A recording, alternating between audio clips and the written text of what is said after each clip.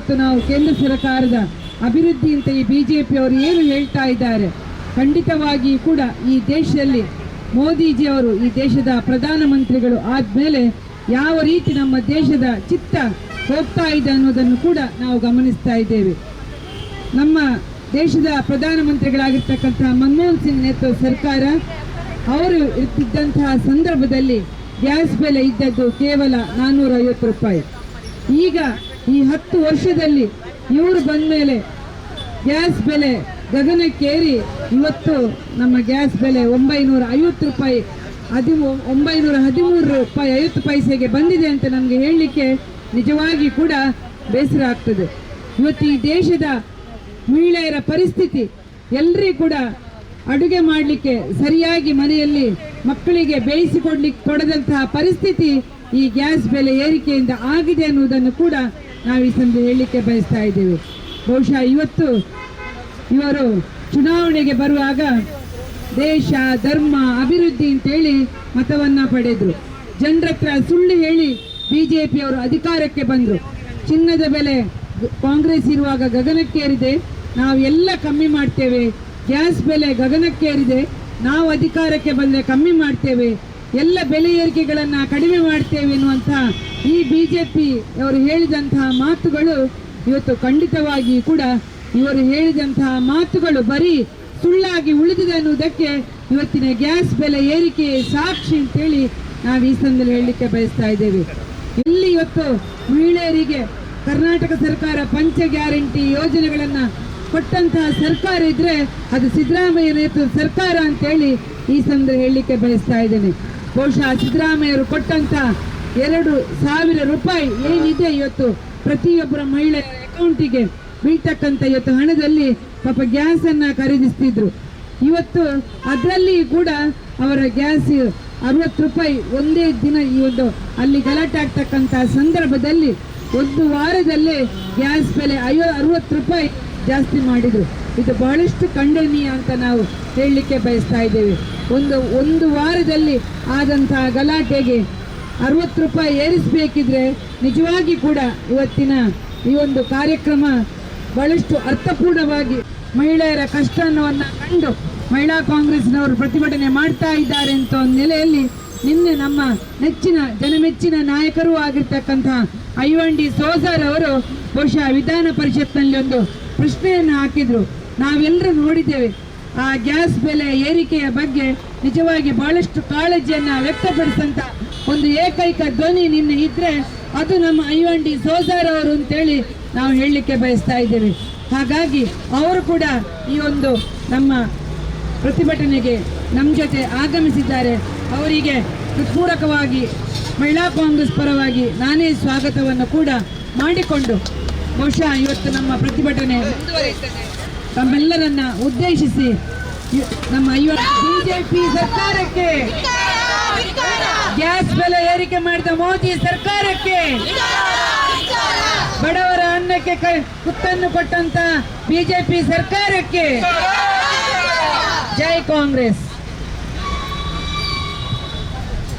ಬಂಧುಗಳೇ, ಮಹಿಳಾ ಕಾಂಗ್ರೆಸ್ಸಿನ ಕಾರ್ಯಕರ್ತರು ಇವತ್ತು ಬೀದಿಗೆ ಬಂದು ಈ ಒಂದು ಕಾಂಕ್ರೀಟ್ ರಸ್ತೆಯಲ್ಲಿ ಕಟ್ಟಿಗೆಯನ್ನು ಉರಿಸುವ ಮೂಲಕ ಅಡಿಗೆಯನ್ನು ಮಾಡ್ತಕ್ಕಂಥ ಕೆಲಸವನ್ನು ಮಾಡ್ತಾ ಇದ್ದಾರೆ. ಕೇಂದ್ರದಲ್ಲಿ ಬಿಜೆಪಿ ಸರ್ಕಾರ ಅಧಿಕಾರಕ್ಕೆ ಬಂದ ದಿನದಿಂದ ಇವತ್ತಿನವರೆಗೆ ಈ ದೇಶದಲ್ಲಿ ನಿರಂತರವಾಗಿ ಅಡುಗೆ ಅನಿಲದ ಬೆಲೆಯನ್ನು ಏರಿಕೆಯನ್ನು ಮಾಡಿಕೊಂಡು ಬಂದಿದ್ದಾರೆ. ಇವತ್ತು ಅಡುಗೆ ಅನಿಲ ಏನಿತ್ತು ಇದು 415 ರೂಪಾಯಿಗೆ ಅಂದು ಕಾಂಗ್ರೆಸ್ಸಿನ ಸರ್ಕಾರ ಇದ್ದಾಗ ಡಾಕ್ಟರ್ ಮನಮೋಹನ್ ಸಿಂಗ್ ಅವರು ಈ ದೇಶದ ಪ್ರಧಾನಮಂತ್ರಿ ಆಗಿದ್ದಾಗ 2014ರಲ್ಲಿ 414 ರೂಪಾಯಿ ಪರ್ ಸಿಲಿಂಡರ್ಗೆ ಇದ್ದಂಥ ಸಮಯ ಅದು ಕಾಂಗ್ರೆಸ್ಸಿನ ಆಡಳಿತ. ಇವತ್ತು ಕಾಂಗ್ರೆಸ್ಸಿನ ಆಡಳಿತ ಮುಗಿದ ಮೇಲೆ ಕಳೆದ 11 ವರ್ಷಗಳಿಂದ ಸತತವಾಗಿ ಇವತ್ತು ದರವನ್ನು ಏರಿಕೆ ಮಾಡುವ ಮೂಲಕ ಇವತ್ತು 414 ರೂಪಾಯಿ ಇದ್ದಂಥ ಗ್ಯಾಸ್ ಸಿಲಿಂಡರ್ ಬೆಲೆ ಇವತ್ತು 900 ರೂಪಾಯಿಗೂ ಅಧಿಕವಾಗಿ ಇರ್ತಕ್ಕಂಥದ್ದು. ಕೆಲವು ಬಾರಿ 1,100 ರೂಪಾಯಿ ಕೊಟ್ಟದ್ದು.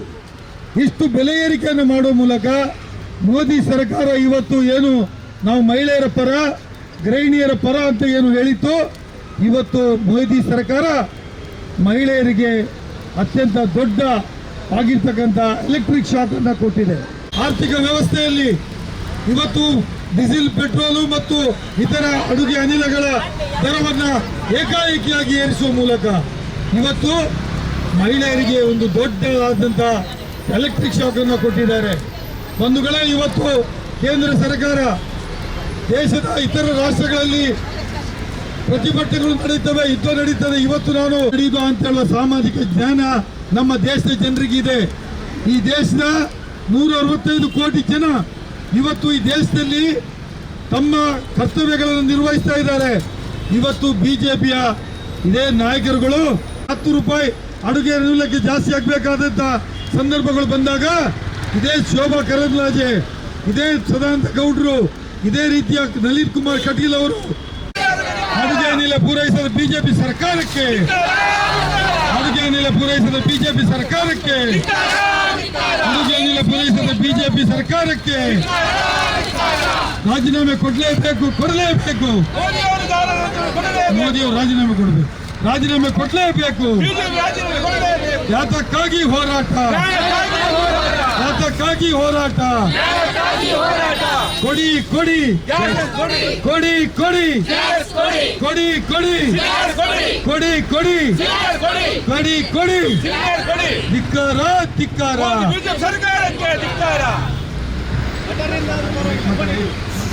ಈ ನಾಚಿಕೇಡಿನ ಕೇಂದ್ರ ಸರ್ಕಾರಕ್ಕೆ ನಾವೆಲ್ಲರೂ ಧಿಕ್ಕಾರವನ್ನು ಕೂಗುತ್ತಾ ಗ್ಯಾಸಿನ ಬೆಲೆಯನ್ನು ಕೂಡಲೇ ಇಳಿಸಬೇಕು. ಜನರಿಗೆ ಬೇಕಾದಂತಹ ಗ್ಯಾಸ್ ಅನ್ನು ಎಲ್ಲರಿಗೆ, ಎಲ್ಲ ಅದು ಹೋಟೆಲ್ಗಳಿಗಿರ್ಬೋದು ಅಥವಾ ಜನಸಾಮಾನ್ಯರಿಗಿರ್ಬೋದು.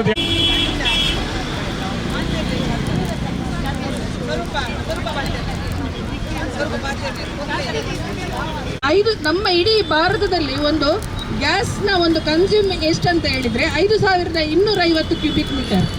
ಆದರೆ ಇವತ್ತು ಎಲ್ಲೋ ಒಂದು ನಡೆದ ಯುದ್ಧದ ಪರಿಣಾಮದಲ್ಲಿ ನಮ್ಮ ವಿಶ್ವಗುರುವಿಗೆ ಒಂದು 5000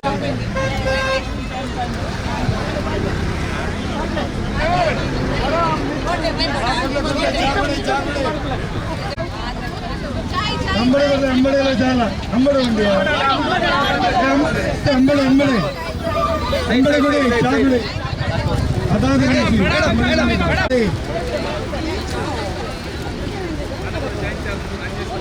ಚಾಯ್ ಅಂಬಳೆ ಕಡಿ ಬೇಗ, ಬೇಗ ಅವ್ರು ಒಂದೊಂದು ಬೇಕಾ. Thank you so much, thank you so much.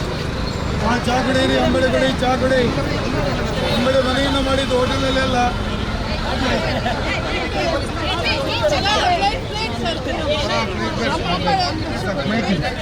ಚಾ ಕುಡಿ, ಚಾಯ್. ಗ್ಯಾಸ್ ನೀಡಿದ ಬಿಜೆಪಿ ಸರ್ಕಾರಕ್ಕೆ ಧಿಕ್ಕಾರ, ಧಿಕ್ಕಾರ, ಗ್ಯಾಸ್ ನೀಡಿದ ಬಿಜೆಪಿ ಸರ್ಕಾರಕ್ಕೆ, ಗ್ಯಾಸ್ ನೀಡಿದ ಬಿಜೆಪಿ ಸರ್ಕಾರಕ್ಕೆ, ಗ್ಯಾಸ್ ನೀಡಿದ ಬಿಜೆಪಿ ಸರ್ಕಾರಕ್ಕೆ. Down, down, BJP. Down, down, BJP. Down, down, Modi. Down, down, Modi. Down, down. ಗಳಿಗೆ ಗ್ಯಾಸ್ ನೀಡಿದ ಕೇಂದ್ರ ಸರ್ಕಾರಕ್ಕೆ, ಆಟೋ ರಿಕ್ಷಾದವರಿಗೆ ಗ್ಯಾಸ್ ನೀಡಿದ ಕೇಂದ್ರ ಸರ್ಕಾರಕ್ಕೆ. Down, down, down, down. Narendra ಮೋದಿಗೆ.